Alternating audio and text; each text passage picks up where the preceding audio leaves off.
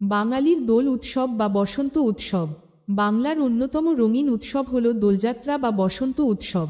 এই দিন প্রকৃতি যেন রঙের ছোঁয়ায় নবজীবন লাভ করে, হাওয়ায় মিশে থাকে উৎসবের মাদকতা। শান্তিনিকেতনের বসন্ত উৎসব তো বিশ্ববিখ্যাত। সেখানে রবীন্দ্রসঙ্গীতের সুরে ছেলেমেয়েরা আবিরে মেতে ওঠে, গানের তালে নৃত্য করে, মন ভরে যায় আনন্দে।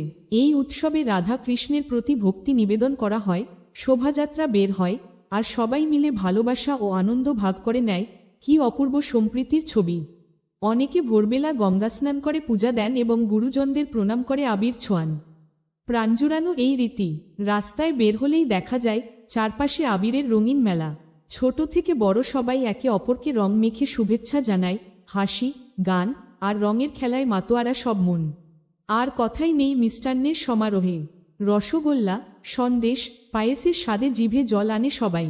ঠান্ডা পানীয়র জনপ্রিয়তা থাকে তুঙ্গে, গরমে এ যেন প্রশান্তির পরশ।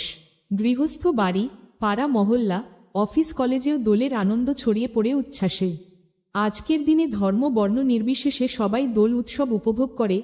এ যেন সম্প্রীতির এক জীবন্ত উৎসব।